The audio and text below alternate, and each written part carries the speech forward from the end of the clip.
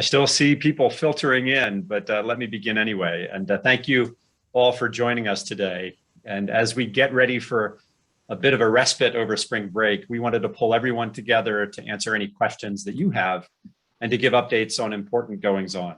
And if you think about it, this has been nearly 1 year since we shut down. And I think we'll get in a few minutes some reflections from Vice President Jed Shivers on all that's happened on our campus community and really recognizing the hard work of so many to keep things going. My first point I wanted to make today is there are opportunities to get vaccinated. And so you'll hear more about that during today's conversation. So please take advantage of all those opportunities. So in addition to the county health officers distribution program, I know that Thrifty White Pharmacy is also maintaining an active list. And the primary goal is to use every dose that comes to Grand Forks as quickly as possible. So I think you'll have opportunities very soon to be vaccinated. And I believe, and you'll hear more, that we're now on to 1C, the priority that is good for all of us, because the campus community is faculty and staff are included and affiliates are included in 1C. And so our plan is to return to normal operations in the fall semester. So prepare your classes and your activities accordingly. Our students who come to our campus, of course, expect that great human interaction that makes our UND education so valuable. And I know that many of the lessons learned from COVID might impact how to exploit technology to enhance and not detract from your courses.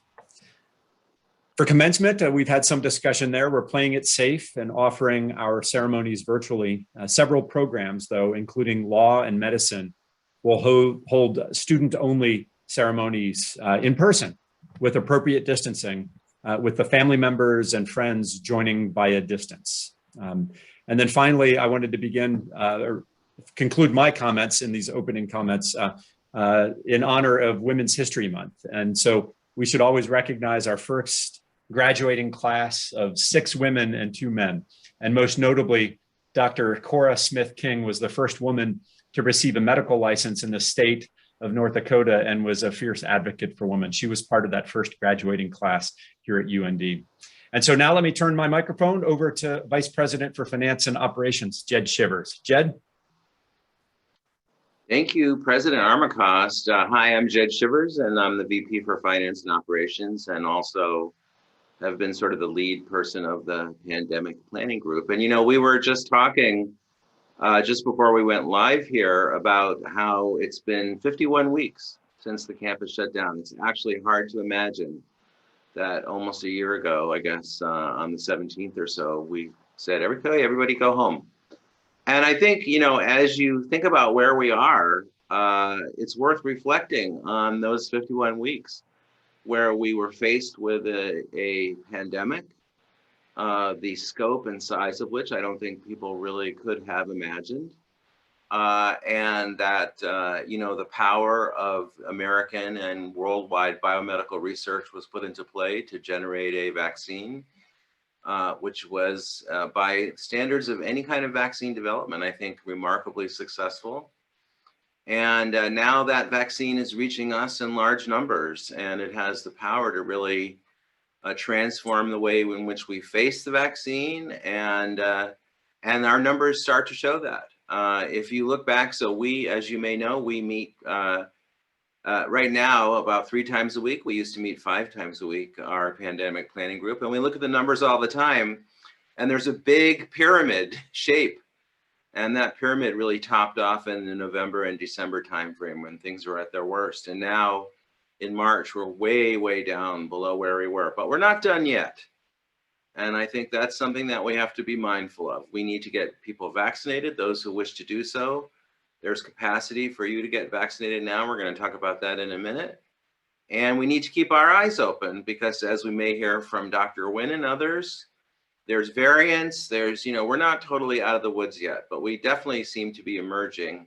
And so far, our statistics bear that out. So I think it's very important, as we all wish for perfection and immediacy and let's go and all that, we're not quite done yet, but also just keep reminding yourself where we've been. It's quite a remarkable transformation. If you're a student of history and you look back 100 years ago, to the great flu pandemic where people were basically helpless and this thing had to burn itself out. it's really a remarkable story. So let's try and keep that in mind. That's my personal opinion. So let's get on to some questions, and please do submit your questions through the Q&A. I am going to, direct some questions at people that have come from you, the viewers, and others from both faculty and staff. Submitted questions prior to the meeting. We're going to get started with those, and then we'll move on to questions that you're asking contemporaneously. So first question is, I think, the good one that people are really wondering about, and that is, when and where can people get vaccinated? And for that, I'm going to turn to Jess Doty. Jess, would you like to comment? Yeah, it's always good to start with a little bit of the good news. Just recently, Grand Forks has opened up to all tiers of the phase 1C priority groups for the vaccine. And the good news is that includes faculty, staff, and affiliates from the University of North Dakota. And so each of us have the opportunity to get the vaccine here within our community.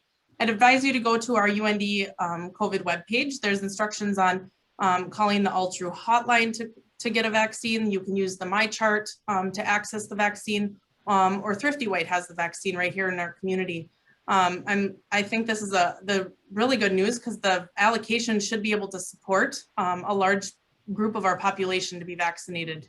So the time is now. I'd urge you to call when you get a chance, and I think that's the best way to start this town hall today. And I do have a slight trick question here. So I actually looked I managed to get vaccinated today, waited my turn, and got vaccinated through Thrifty White, which was very nice. But I looked over the weekend, and that's when a whole bunch of places opened up. Do we have any thoughts on, are there certain days of the week that are better to look, and then they sort of wind down as those get scheduled, the number of appointments get fewer? Anybody have any thoughts on that? It's kind of a trick question, but maybe one worth asking. I can take a little bit of that, Jed, and if others have something to add in. I know that the state allocations come early in the week and are allocated early in the week. And so I would say calling early is good. I know that the hotline is available nearly 7 days a week, or most of the time, to give it a call, and the MyChart is available 24/7. But early in the week is where we tend to see the vaccines getting allocated out, and the goal is set by our state that we want to get all the vaccine allocations that are delivered in a week. We want them in the arms by the end of the week. And so I know that public health is doing 2 large events, typically on Wednesdays and Saturdays, but they are adding more events as more allocations come in. So I guess that's where I would kind of just guise that early on is better, but I just think calling is probably the ultimate best answer. Thanks, Jess. So this is a real case of the early bird catches the worm, and it's very worthwhile to get on the websites, make sure that you're registered, and fill out the form and get your vaccine if you are so inclined to do so. My next set of questions, I think I'm going to turn to a combination of Dr. Josh Nguyen and Rosie Dube. And for Josh, could you comment on where you think we are in the process of this pandemic, along the lines of what I was talking about earlier? Not totally out of the woods yet, but where do you think we are at this point? Well, thanks, Jed, and good afternoon, everyone. Josh Nguyen, Vice President for Health Affairs and Dean of your School of Medicine and Health Sciences. I think that we can see the clearing on the horizon, but we should not get complacent, and I agree with the way you said it. When I've talked to the State Board of Higher Education and the task force that the university system has, I've used a traffic light analogy for what we should be doing over the spring, summer, and fall semesters. And what I've suggested is, as far as letting down our protective measures, it's a red light for this semester, the spring semester, a yellow caution light for the summer, and a green light for a new normal for the fall semester. And I think that that's the approach we should take. Until we get more people vaccinated over the next couple of months, I really think we should be cautious for what we do until the end of this semester. The summer semester will be one of transition, I predict, where we're going to have a combination of some restrictive measures, but loosening on others. And I think, as the president indicated, we really should be able to get back to a more normal, although it'll be a new normal, a more normal existence come the fall semester. What I do think we ought to be careful about is to not say we're out of the woods now. I think what I would say is we can see the way out of the woods, but we're not out yet, and we still need to take some precautions. So that's the way I would sum it up, Jed. Thank you. So now let me transition, sort of staying with this theme for a minute, with both you, Josh, and with Rosie. Where do we see the ongoing efforts to continue to do testing for, for potential positive cases, both in terms of PCR and Vinex? Keep in mind, we really are an agent of the state in this matter. We work with the state. They're the folks who are, providing the tests, and we're the folks in conjunction with others who administer those tests. So where do you see us going at this point? I can start with that, Dr. Nguyen, if that's all right. I'm Rosie Dube, UND Director of the COVID Clinical Response. We have been meeting, reflecting on what Dr. Nguyen said, anticipating going into the caution or the yellow area. We have been meeting to determine how we and when we make transitions to our testing events. As you know, we've been doing mass surveillance testing events since the start of the school year. We definitely are seeing decreases in the numbers of people coming for testing, as well as the decreased positivity rate. We do plan to make some changes on our testing volume that we do, particularly with the PCR events. We keep in mind what we're looking at now is 2 incubation cycles for COVID following spring break. We're thinking if we can keep our positivity rate down for 4 weeks following spring break, we feel pretty confident in greatly reducing the amount of testing that would be necessary for campus. Bearing in mind that this next week we have NCHC, we have spring break, we have the variants that are still circulating and still increasing. We have all of the state high school tournaments going on also. So we are not going to be complacent. We need to be cautious in our next few weeks to see what happens to our state in general. But yes, we are looking at decreasing that. We are doing Vinex, the rapid antigen testing across campus. And that has not been a rapid uptake. However, it does provide immediate or 15 to 30 minute results for people who are interested in screenings, particularly if they have symptoms. We will be reevaluating all of those strategies every 2 weeks to see where we make adjustments and cut down.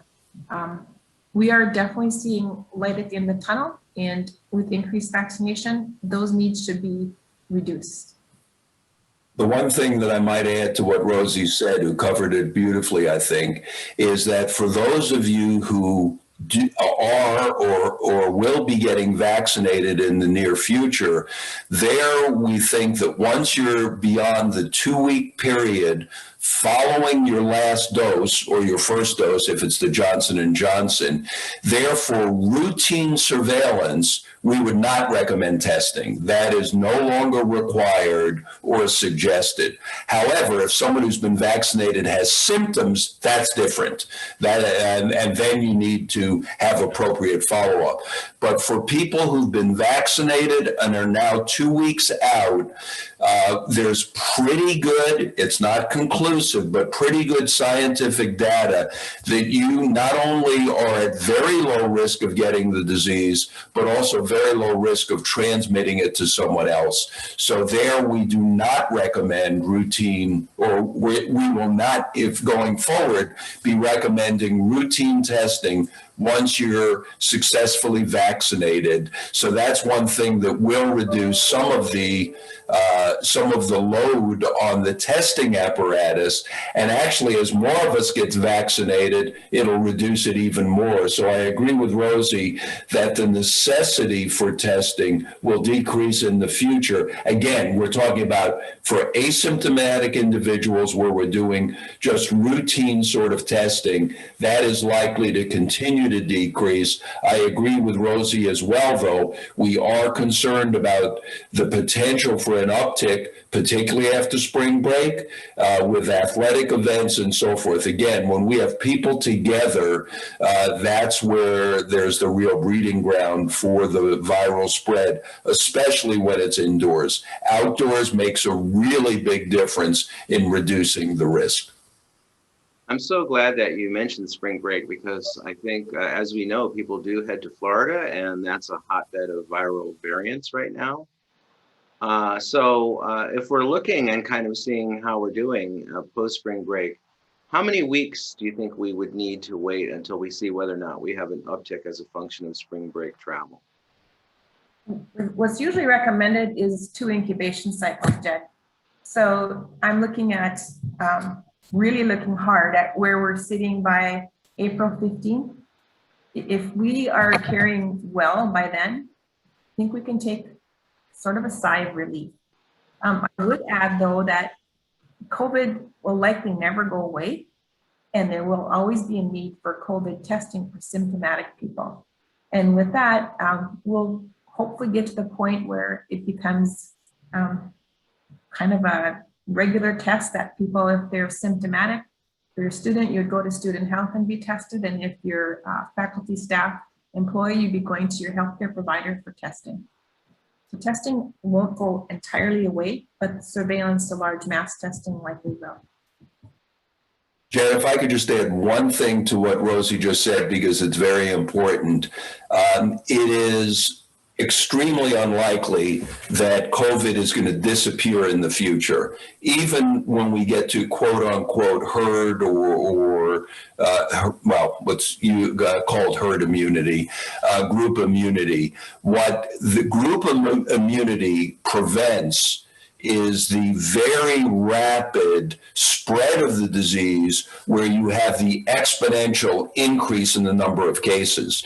Once we get to the place where through natural infection or vaccination, that somewhere around 75 or 80 or 85% of the population are protected, you still can have individuals transmitting it to another individual. So as Rosie said, it's probably not going to disappear, but hopefully what will disappear is the risk for this rapid fire increase in number of cases that can overwhelm healthcare systems. Hopefully that will not occur, but random cases will continue to occur in the future. It's unlikely that it's going to simply disappear. It could through mutations. It could, but probably won't. But what we hope will not occur in the future is what we've been through in the past. Yeah, so good marker, tax day, traditional tax day, April 15th, keep that in mind. And aside from paying your taxes, do think about it in terms of really seeing where we are. We'll be keeping our eye on that date, I can assure you. So why don't we move into some of the questions that people have asked. And my first question is for Vice President Halgren. And the question is, what is the status of the big event this year? There are many off-campus groups who are making inquiries about how to reach the student groups as in the past. For example, East Grand Forks Heritage Village is anxious to have as fine a group of students help them with cleanup day as before. So my name is Carol Halgren. I serve as the Vice President for Student Affairs and Diversity. And if you're familiar with a big event, you know it is an absolutely great event that happens every spring. My colleagues have just informed me that they are in the process of looking at a way to provide the event so that it is COVID safe. So I think you can look for more information to come on that. And my understanding is that they're looking at doing outside activities only as a way to do this. But again, we appreciate the question because it's a become a very time-honored tradition of the campus. And I know that there are a lot of people who look forward to not only participating, but to also bear the benefits of what the group does. So thanks for that, Dr. Munski. Okay, I think one of the themes of questions have been, what are we going to look like in the fall? I think people are really quite interested in that. Are we going to have social distancing in the fall? Are we going to have mask wearing in the fall? So why don't I start with President Armacost. Let me ask you to lead the way in answering that question, and then turn to Provost Storrs, if I may. Great, thanks, Jed. My goal and my hope is to have an on-campus life that resembles, to the greatest degree possible, life that was on campus in the fall of 2019. And this means classes meeting routinely with a full set of students in person, but likely with masks as well, just as an added safety precaution. In addition, events on campus, I would anticipate returning to normal sporting events and so forth, and people attending those sporting events as has been done in the past. And I know that the School of Medicine and Health Sciences has drafted a set of guidelines internal for their School of Medicine. I think that gives some great insights into what we would probably look for to the campus as well, just in terms of a gentle transition over the summer, moving into the fall. So at some point, Josh Nguyen might want to comment on this as well. But a lot of work. And furthermore, I think there's a great set of subcommittees called reconstitution committees that are piecing together all the logistics of how things will come, how work will happen on campus within the different work units. And so just a lot of work happening there. So Provost Storrs, how about you next? Sure. Hi, everyone. I know that deans have been working with their departments and their college offices to develop their back to campus work plans, and those will be submitted to me and then to HR. So they're working on that. And as the president said, we're hoping for as normal as a fall semester as possible. And so I've asked the faculty to work with the department chairs and your deans to clarify how you're offering your courses in the fall. And I encourage you to go and look at that. Currently, we still have a number of courses that haven't made that adjustment in terms of how they're offering their courses in the fall. Remember, students are starting to look at a Campus Connection to see what courses are available and how they're being delivered. Advising is underway, but registration starts here on April 5th. Correct? Yep, for both summer and fall. And so we really need the faculty to work with the department chairs to clarify how they're going to be offering those courses. So again, I imagine that on-campus programs will be offering their courses face-to-face. Online programs will be offering their courses online. We have spent a lot of energy on the part of faculty to develop a hybrid option. If faculty are interested in giving students a choice of whether to attend face-to-face or online, you could certainly have that discussion with your department chair and continue to provide that as a hybrid option.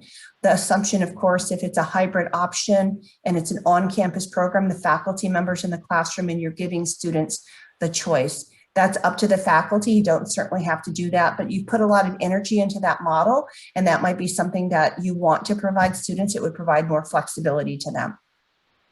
And the number one thing we can each do to prepare for that return to the fall is to get our vaccinations. And let me throw it back over to Josh. I referenced you before. I don't know if you had additional comments.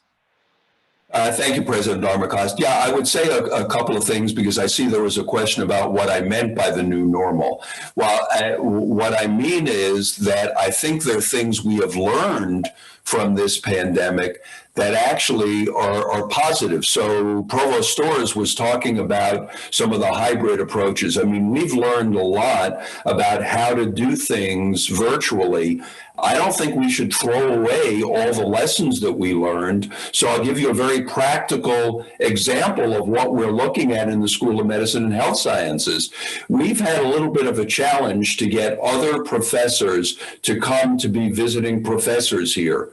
Well, What happens if we do that virtually? So instead of them having to spend 2 days traveling and going back and forth, we'd invite them for an hour virtually. I would say that that's a new normal. That's an improvement over what we had in the past. If we can get a wide variety of outside speakers to attend, quote unquote, our campus, but doing it virtually. So that's part of the new normal. But I think there are other things on the safety side that we will continue. I mean, it would be silly to forget that we need to wash our hands frequently. I mean, I'm a clinician, so I see patients and I'm washing my hand all the time. But I would suggest all of you probably need to do that even more when you're in public places like your buildings and so forth. So I think the new normal will allow us to be in person much more. But I do think that we should remember some of the lessons learned, both in education as well as, quite frankly, personal hygiene, that will be important going forward. Thank you. So I want to complete the sort of triad of the picture here. Vice President Halgren, could you paint a picture for us from a student life perspective, housing, dining, student activities? Sure. What do you think the fall is going to look like? Sure. Well, I'm really excited, and I know that some of my colleagues are on the panel here today too. So if they want to jump in, but we are planning to have residence halls where people have the option of having roommates again, and we are really excited about that. And we know that students are looking forward to that, and especially some of the students who are joining us for the first time on campus in the fall. This is a big deal to be able to kind of go back to that scenario. So. Dining, housing, I think we're going to have similar things that we've had previously. Campus events, as Dr. Armacost said previously, you know, again, I think we are looking at going back to providing what we see are those meet and greet connecting kinds of experiences that students like and we are known for, and are really excited about doing that this fall, and are really kind of in the heart of the planning process right now. Thank you. So I think, let's just see here for 1 second. The Reconstitution Committee. So here I'm going to turn to Associate Vice President for Human Resources, Peggy Barber. Peggy, what are the main themes that the Reconstitution Committee has been discussing? And particularly, I think many of the questions that were submitted prior to the meeting and some that we're seeing now really relate to, can people continue to work from home? If so, how much? What kind of flexibility do we have? And where is this decision likely to get made? So could you comment on those items for a moment, please? Sure, happy to. So I am part of the Reconstitution Planning Group, and we've been meeting for the last month or so. And we are tasked really with making sure that all the moving parts that we need to think about moving towards a more open campus are moving that way, right? So reconstitution really means to build something up. And that's what we're working on. We're working on phasing down and away from what the pandemic world looks like on campus and moving towards a more open community, you know, UND more normal or new normal, whatever that may be. So, you know, some of the areas that we discuss are who's going to remain remote, who isn't. Those are not part of our decisions, but they're tasked within each division. So each of the vice presidents is working with the leadership in their areas, who are talking with employees in areas to decide, you know, what does our staffing patterns look like as we move back into August. It may not look completely the same. You know, some areas may provide specific services differently, in part because of lessons that they've learned the last year that we've been working largely remote. I believe there will be a significant base of employees who will be back on campus fully, or in a hybrid manner, maybe 1 or 2 days off campus. But as I've started to see some of the plans come in, and the ideas discussed, we see a lot of people moving back towards campus. And I think it's really up to each of the areas to decide, you know, what does the position look like? What service component, what customer component? Is it a customer facing, really face-to-face, physical facing? Is there work that can continue to be done remotely? I have to say that this last year has been super challenging for every employee, no matter what their role is on or off campus. And I have been very proud and very impressed by all the work that's been done, whether folks are on campus or remote. And so I'm proud to be part of this group. And I see that these decisions are being thoughtfully made. There are a lot of moving parts, physical issues. Maybe there are accommodation, medical issues we need to look at, be concerned with. And again, there are positions at the university who could continue to work remotely simply because they don't face a customer, physically in the day, during the course of their responsibilities. So these are some of the things we're looking at. In addition to do areas have any barriers to coming back on campus fully? Are there physical issues? We're walking through buildings and looking to see, are there any issues with the building? Are there pipes that are broken? Are there things that aren't working properly? Does IT have what they need? Do departments have what they need from IT? Do we have the power structure to bring all this technology back onto campus again? Any of those kinds of things. And we're asking folks to think in a phased process so that we're not all walking back in on August 1st or August 16th or whatever it may be and turning the lights back on, that we're phasing through really from now through early August to make sure that we have time, that there aren't any barriers, anything that we need to fix to make sure everything is working well before we come back to campus fully with students and so forth. So, if you have any questions about whether your position can be remote, speak with your supervisor, have those dialogues. There's a lot of great work going on campus remotely, and folks who've been here from day one and who've never left. So very appreciative of all the work that's being done. Thanks, Peggy. I am going to take us away for a moment from COVID world, if I may, and just ask a couple of questions about in a different direction, but I would say it's about our campus life. So first question will be for President Armacost, and the question is, recent media reports detailed allegations of sexual harassment and discrimination against one of UND's interns in the North Dakota Legislative Assembly and one of UND's departments. What steps are being taken by UND to protect all of our students, both on campus and during externships, against sexual harassment, discrimination, and other problems? Thanks, Jed.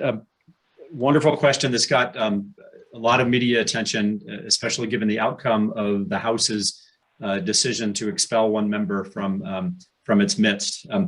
The UND pledges its support to all of our students, faculty, and staff, no matter where they are. In the case of this,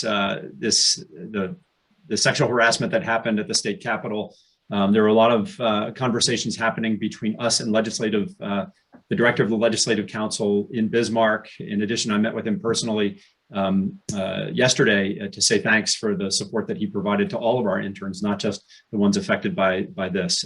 So my goal as the president is to make sure kind of the umbrella of support is there for all of our students, regardless of whether they're on campus or elsewhere. We, of course, have strong Title IX procedures. So if in the course of their programs, students are impacted by sexual harassment or sexual violence, they have an avenue to seek immediate redress and support services through counseling and other activities, but to have the process actually take care of investigating and resolving the allegations of sexual harassment or sexual violence. For employees, for our faculty and staff members, of course, we have great EO procedures as well that look out for our members. And Peggy Varberg might have some additional thoughts and specifics about process considerations. But just know from the upper levels of administration, we will take care of any allegations of sexual harassment or sexual violence quickly. And as you saw in the media reports, I spoke out and addressed this directly with the House leadership in Bismarck. So I think sort of related to this theme, but really reaching out to our campus. We all know about the efforts that are being made to create a more diverse and inclusive campus. So we had a specific question. Would you please, and I'm going to address this question to Provost Storrs, I think. Actually, I know I will. Would you please share the timeline for colleges and departments to begin holding discussions to implement the recommendations made by the UND Task Force on Diversity, Equity, and Inclusion?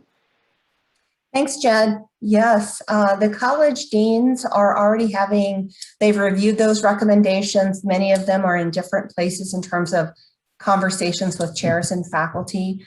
Those recommendations are recommendations, and so the deans as academic leaders really need to wrestle with those. They also are looking at various DEI initiatives in their own schools and colleges. And then Assistant Vice Provost for Inclusion and Equity, Tomabikwe Bailey, has been meeting or will be meeting with each of the deans just to have a conversation relative to the recommendations, to provide support and feedback and learn more about what the deans are doing. Tomabikwe is also working with Carol Halgren and others to focus on the diversity statement. That was one of the recommendations that came out of the DEI task force. And so Dr. Bailey will be working on that this semester as well, is working on that. So if faculty have questions, they should check in with their chairs and their deans because there are discussions happening. Thank you, Provost Storrs. Now, coming back to the theme of picturing the fall, here's a question for Vice President Melanie Linder. Is there a plan to have a public release about a typical fall 2021 semester to give students and parents reassurance about being in person? I think people really want to come back. They want to be in person. They want to have as normal an educational experience as they can. So would you comment on that, please, Melanie? Sure, I'm happy to. As VP Shiver says, I'm Melanie Linder, Vice President for Marketing and Communications.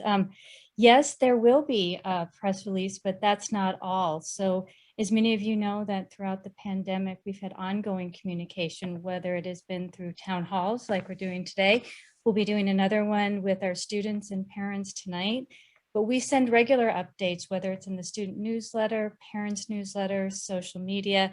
And myself, Dave Dodds, our Director of Communications, and also President Armacost, we have weekly, sometimes 2 meetings a week with local media, specifically the Herald, giving them updates on what's happening on campus. So as we gather more information, things that have been discussed here today, like what are the classes going to look like for the fall, we'll be sharing that information when we have a better understanding of the safety protocols that'll need to be in place, masks, no masks. Those are questions that we get on a regular basis. That will be shared as well. But the plan is not to do just one press release, but to have the continuous communication, not only through the spring semester, but throughout the summer leading up to the start of the fall semester. Thank you. You know, we've been able to sort of divert ourselves a little bit, talking about the fall, you know, talking about the important strategic aspects of diversity and inclusion, but we really can't escape some more questions about vaccination. So I'm going to direct some questions to Vice President Dr. Josh Nguyen and to Jess Stody and to Rosie Dube. So if you all could be prepared to comment. So one question which comes up fairly frequently is, how long are the vaccines good for? What do we know? And is there any real differential in terms of the efficacy of the vaccines? And perhaps you could comment on both not only the Moderna and the Pfizer, but also the upcoming J&J one, and talk a bit about, you know, the prevention of serious illness or hospitalization versus any sort of symptoms of all. So Josh, would you mind starting this conversation off, please? Sure, Jed, and I'll start off with the last part of the question that you asked about, which is, you know, you hear a difference between the Pfizer and the Moderna at 95 and 94% quote unquote efficacy, and a somewhat lower number for J&J. But remember what the endpoint of that was, which, just as you say, is symptomatic illness. Well, there's mild symptomatic illness and severe symptomatic illness. And I think what's really important to all of us is to not get really ill. So I've looked at the data that are available, and to the best of my analytical ability, for all three vaccines, Pfizer, Moderna, and J&J, of the thousands and thousands of people who were in the vaccine arm of the trials, there has been exactly one hospitalization and 0 deaths of the people who've been vaccinated. So, and that's for all three vaccines. So the bottom line is, if you're talking about serious complications, they're extraordinarily rare with any of the three vaccines. Now, you may get, mild symptoms if you get COVID despite the vaccine, but it's unlikely you'll get severe symptoms. So when I'm asked the question, which of the vaccines should I take when my turn comes? My answer is whichever one is available the first. So you want to take the first vaccine that's available and don't worry about the manufacturer, pardon me, because they are all extremely effective in preventing serious complications. As far as the duration of the benefit, the full answer is we really don't know for sure. What I can tell you, though, is based on data looking at immune responses, it appears to remain quite robust for at least 6 months. We don't really know longer, and the pharmaceutical companies are studying that. Would I believe it's entirely possible that all of us who get vaccinated might need a booster somewhere down the line? Yes, I think that's a real possibility. Is it likely to be a worrisome over the next 6 months or so? No, I don't think so. Based on the available data, even with the viral variants that are appearing, we're reasonably sure that there's going to be robust protection even with some of the variants. So again, the bottom line is get vaccinated at the earliest opportunity with whatever vaccine is available, because the protection is probably going to be pretty good for the foreseeable future. For 2022, might we need a booster? Yeah. I think that that's not unreasonable to think might be possible, but for 2021, get vaccinated and then feel pretty comfortable that you're going to be protected against severe disease. Thanks. Rosie or Jess, do you have anything you want to add to that? I can't wait to give a cheerful get vaccinated following Dr. Nguyen's comments. This was just changed last evening. We had understood that people who were fully vaccinated were people that were protected for up to 90 days after their last vaccination. As of yesterday, CDC changed that without a timeline.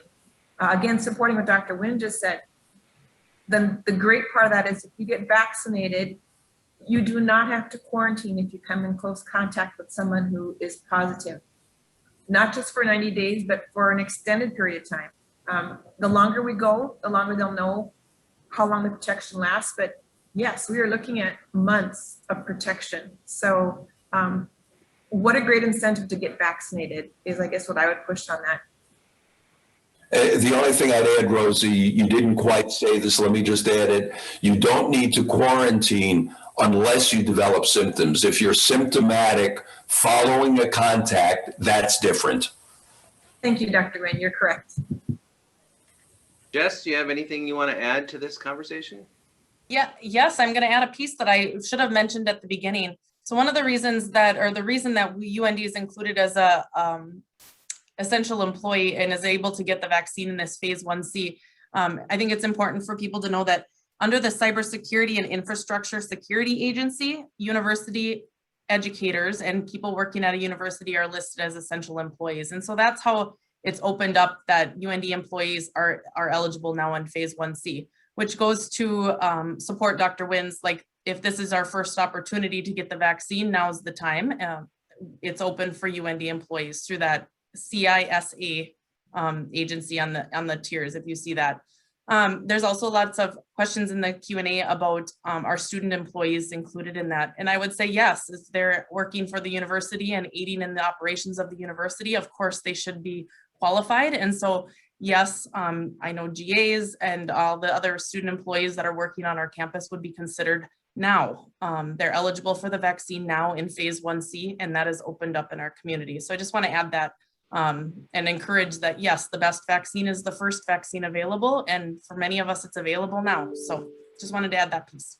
And after all, our affiliates are also considered to be part of the campus, and they're being treated in the same way that any of us are being treated in terms of eligibility for the vaccine. So, you know, all to the good. So here's an interesting one, and I'm not exactly sure who should respond to this. It's probably going to be the same trio that we just talked with, but it's an interesting thing. So people always thinking ahead, and I think that's the wonderful thing about our campus. You know, people really start to think through, and they think through the primary effects and the secondary effects of anything.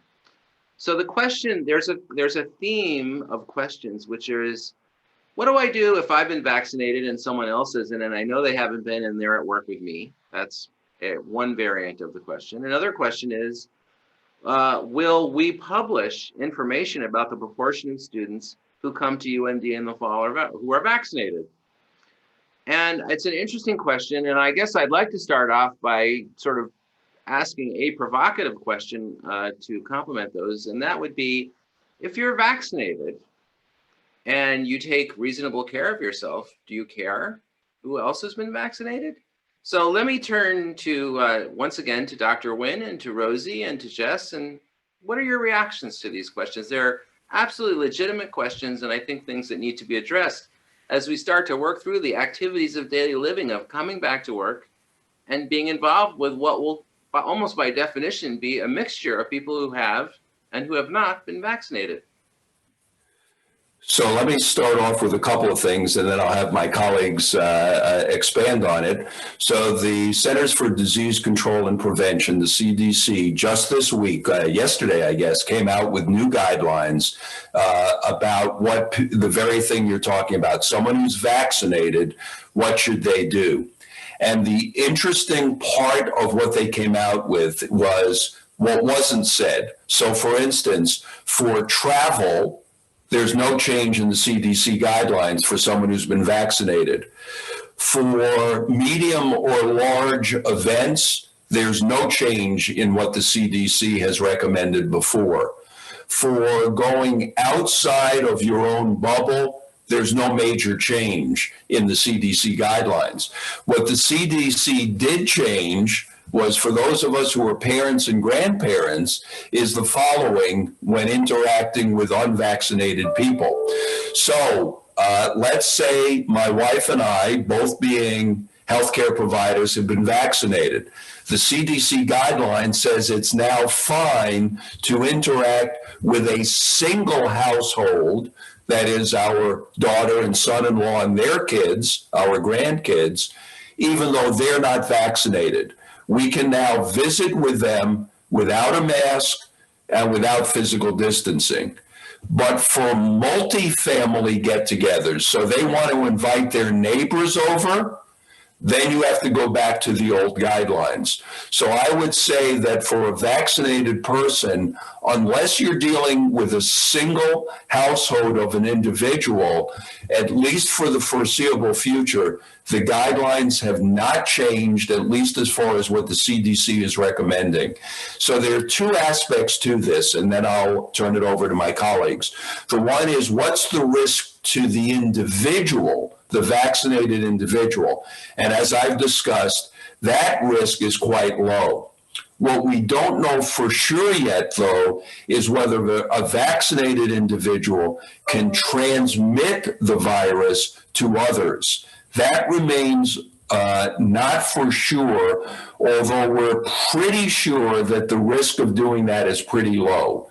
Once that's been definitively answered, then I think we're going to see further loosening, if you will, of the CDC guidelines. But for now, that's not an established fact, so I would still urge caution, hence my analogy to the traffic light. I think for this semester, we're still red light as far as letting down our guard. But before our friends comment further, but now project yourself, this is the unfair part, but I get to ask the unfair parts. Project yourself into the fall, and let's just assume that, you know, North Dakota has 50% of people vaccinated. And you come to work and you don't know who's vaccinated and who is vaccinated, but you've been vaccinated, right? Should you be extremely concerned? So I think the answer is you should not be extremely concerned on the assumption, first of all, I think that we will probably, I hope, be more than 40 or 50% people with either natural or vaccination-induced protection. Secondly, by the fall, we'll know what the risk is from the variants that are circulating. But if I had to guess, and it's just an educated guess, I think the answer is you do not need to be overly concerned come the fall. Thank you. Rosie and Jess, do you have any comments? I really don't. Dr. Nguyen covered it great. Thank you. Jess?